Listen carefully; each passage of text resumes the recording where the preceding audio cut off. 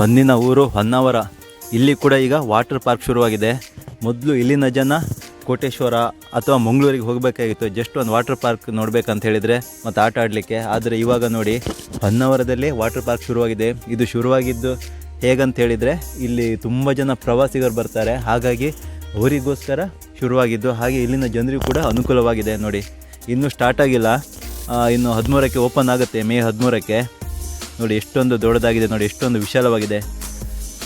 ಮೊದಲು ಹೊನ್ನಾವರ ಅಂತ ಹೇಳಿದರೆ ಯಾರಿಗೂ ಗೊತ್ತಾಗೋದಿಲ್ಲಾಗಿತ್ತು. ಹೊನ್ನಾವರ ಯಾವ ಥರ ಹೇಳಬೇಕಾಗಿತ್ತು ಅಂತ ಹೇಳಿದರೆ ಮುರುಡೇಶ್ವರದಿಂದ ಮುಂದೆ ಹಾಗೆ ಗೋಕರ್ಣದಿಂದ ಹಿಂದೆ ಅಂತ ಹೇಳಬೇಕಾಗಿತ್ತು. ಇವಾಗ ಹೊನ್ನಾವರ ಅಂದರೆ ಹೆಚ್ಚಿನವರಿಗೆ ಗೊತ್ತು. ಪ್ರತಿ ವಾರ ಬೆಂಗಳೂರಿನಿಂದ ತುಂಬ ಜನ ಪ್ರವಾಸಿಗರು ಬರ್ತಾರೆ, ಹಾಗೆ ಬೇರೆ ಬೇರೆ ಊರಿನಿಂದ ಬೇರೆ ಬೇರೆ ರಾಜ್ಯದಿಂದ ಕೂಡ ಬರ್ತಾರೆ. ಅಷ್ಟೊಂದು ಪ್ರಸಿದ್ಧವಾಗಿದೆ. ನೀವು ಕೂಡ ಬನ್ನಿ. ಇದು ಎಲ್ಲಿ ಬರುತ್ತೆ ಅಂತ ಹೇಳಿದರೆ, ನೀವು ಬೋಟಿಂಗ್ ಏನು ಬರ್ತೀರ ನೋಡಿ, ಹಾಗೆ ಮುಂದೆ ಹೊಸ ಬ್ರಿಡ್ಜ್ ಮಾಡಿದ್ದಾರೆ, ಮಾವಿನಪುರ ಬ್ರಿಡ್ಜ್ ಅಂತ. ಅದು ದಾಟಿದ ನಂತರ ವಾಟರ್ ಪಾರ್ಕಿಗೆ ಬರ್ಬೋದು. ತುಂಬ ವಿಶಾಲವಾಗಿದೆ, ಹಾಗೆ ತುಂಬ ಚೆನ್ನಾಗಿದೆ ಕೂಡ. ಬೇರೆ ಎಲ್ಲ ವಾಟರ್ ಪಾರ್ಕ್ಗಿಂತ ಇದು ತುಂಬ ಚೆನ್ನಾಗಿ ನಡೆಯುತ್ತದೆ ಮತ್ತು ತುಂಬ ಜನ ಬರ್ತಾರೆ. ಯಾಕಂತ ಹೇಳಿದರೆ ಒಂದು ಕಡೆ ನಿಮಗೆ ಕೊಂಕಣ ರೈಲ್ವೆ ನೋಡಲಿಕ್ಕೆ ಸಿಗುತ್ತೆ, ಹಾಗೆ ಬ್ರಿಡ್ಜ್ ಸಿಗುತ್ತೆ, ಮತ್ತು ಶರಾವತಿ ನದಿ. ತುಂಬ ವ್ಯೂ ಮಾತ್ರ ತುಂಬ ಚೆನ್ನಾಗಿದೆ.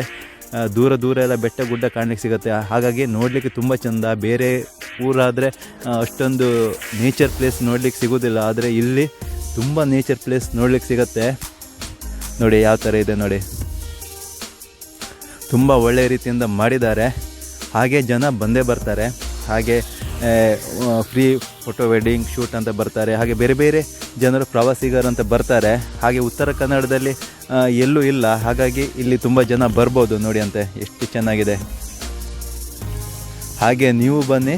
ಈ ಕೇರಳ ಮಾದರಿ ಬೋಟಿಂಗ್ ಅಂತ ಇದೆ, ಅದು ಕೂಡ ತುಂಬಾ ಪ್ರಸಿದ್ಧವಾಗಿದೆ. ನೀವು ಬೋಟಿಂಗ್ ಮಾಡಬೇಕಂತ ಹೇಳಿ ಕೇರಳಕ್ಕೆ ಹೋಗ್ಬೇಕಂತೇನೇ ಇಲ್ಲ, ಜಸ್ಟ್ ನಮ್ಮ ಕರ್ನಾಟಕದಲ್ಲಿ, ಅದು ಹೊನ್ನಾವರದಲ್ಲಿ ಇದೆ, ಕೈಗೆಟುಕುವ ದರದಲ್ಲಿ. ಒಂದು ವೇಳೆ ನೀವು ಹೊನ್ನಾವರಕ್ಕೆ ಬಂದು ಬೋಟಿಂಗ್ ಮಾಡಿದರೆ ಅದರ ಎಕ್ಸ್ಪೀರಿಯೆನ್ಸ್ ಹೇಗಿತ್ತು ಅಂತ ಹೇಳಿ. ಆದರೆ ಇವಾಗ ತುಂಬ ಜನ ಬರೋದರಿಂದ ವೀಕೆಂಡಲ್ಲಿ ಲಾಡ್ಜಿಂಗ್ ಸಮಸ್ಯೆ ಆಗ್ತಾ ಉಂಟು, ಯಾಕಂದರೆ ಅಷ್ಟೊಂದು ಜನ ಬರ್ತಾ ಇದ್ದಾರೆ. ಇನ್ನೊಂದು 2-3 ವರ್ಷದಲ್ಲಿ ಈ ಸಮಸ್ಯೆ ಬಗೆಹರಿಬೋದು. ಯಾಕಂತ ಹೇಳಿದರೆ ತುಂಬ ಹೋಟೆಲ್ ಮತ್ತು ಲಾಡ್ಜಸ್ ಹಾಗೆ ರೆಸಾರ್ಟ್ಸ್ ಎಲ್ಲ ಕಟ್ತಾ ಇದ್ದಾರೆ. ಅದಿನ್ನು 3-4 ವರ್ಷದೊಳಗೆ ಕಂಪ್ಲೀಟ್ ಆಗ್ಬೋದು, ಆವಾಗ ಈ ಸಮಸ್ಯೆ ಬರೋದಿಲ್ಲ. ನೋಡಿ ತುಂಬಾ ವಿಶಾಲವಾಗಿದೆ, ಹಾಗೆ ತುಂಬ ಚೆನ್ನಾಗಿ ಕೂಡ ಮಾಡಿದ್ದಾರೆ.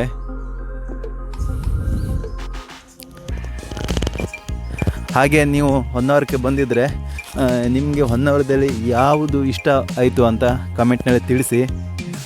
ಇಲ್ಲಿನ ಹೋಟೆಲಿನ ರುಚಿ ಅಥವಾ ಯಾವುದಾದ್ರೂ ಸ್ಥಳದ ಬಗ್ಗೆ ಏನಾದರೂ ಒಂದು ನಿಮಗೆ ಗೊತ್ತಿರುವಂಥ ಮಾಹಿತಿ ಇದ್ದರೆ ಖಂಡಿತವಾಗಿ ಶೇರ್ ಮಾಡಿ, ಬೇರೆ ಜನರಿಗೂ ಕೂಡ ಅನುಕೂಲವಾಗಲಿ. ಹಾಗೆ ಹೊನ್ನಾವರದಲ್ಲಿ ನೋಡಲಿಕ್ಕೆ ತುಂಬ ಪ್ಲೇಸ್ ಇದೆ.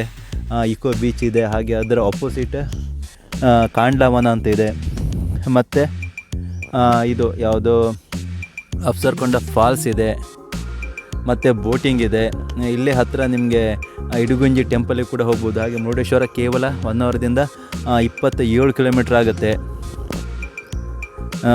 ಹಾಗೆ ಮೇಲ್ಗಡೆ ನೀವು ಬೆಂಗಳೂರು ಸೈಡ್ ಹೋಗ್ತೀರಾ ಅಂತ ಹೇಳಿದರೆ ಗೇರುಸೊಪ್ಪು ಇದೆ, ಅಲ್ಲಿ ಡ್ಯಾಮ್ ಇದೆ, ಮತ್ತು ಚತುರ್ಮುಖ ಬಸದಿ ಇದೆ. ಎಲ್ಲ ಒಂದು ಸರೌಂಡಿಂಗ್ ಇದೆ, ಒಂದು 25-30 ಕಿಲೋಮೀಟ್ರ್ ಒಳಗಡೆ ಇದೆ. ಹಾಗೆ ನೋಡಲಿಕ್ಕೆ ತುಂಬ ಪ್ಲೇಸ್ ಇದೆ. ನೀವು ಒಂದು 2 ಡೇ ಸ್ಟೇ ಮಾಡ್ತೀರಾ ಅಂತ ಹೇಳಿದರೆ 2 ಡೇಸಿಗೆ ನೋಡುವಷ್ಟು ಪ್ಲೇಸ್ ಹೊನ್ನಾವರದಲ್ಲಿ ಇದೆ. ನೋಡಿ ಯಾವ ಥರ ಇದೆ ಅಂತ.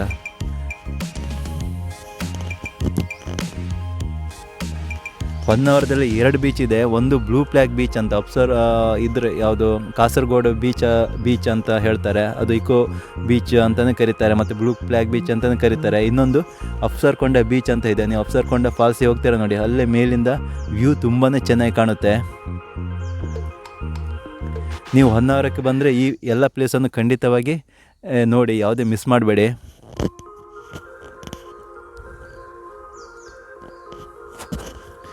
ಈ ವಿಡಿಯೋ ಇಷ್ಟ ಆದರೆ ಲೈಕ್ ಮಾಡಿ, ಶೇರ್ ಮಾಡಿ, ಕಮೆಂಟ್ ಮಾಡಿ, ಸಬ್ಸ್ಕ್ರೈಬ್ ಮಾಡೋದನ್ನು ಮರೆಯಬೇಡಿ.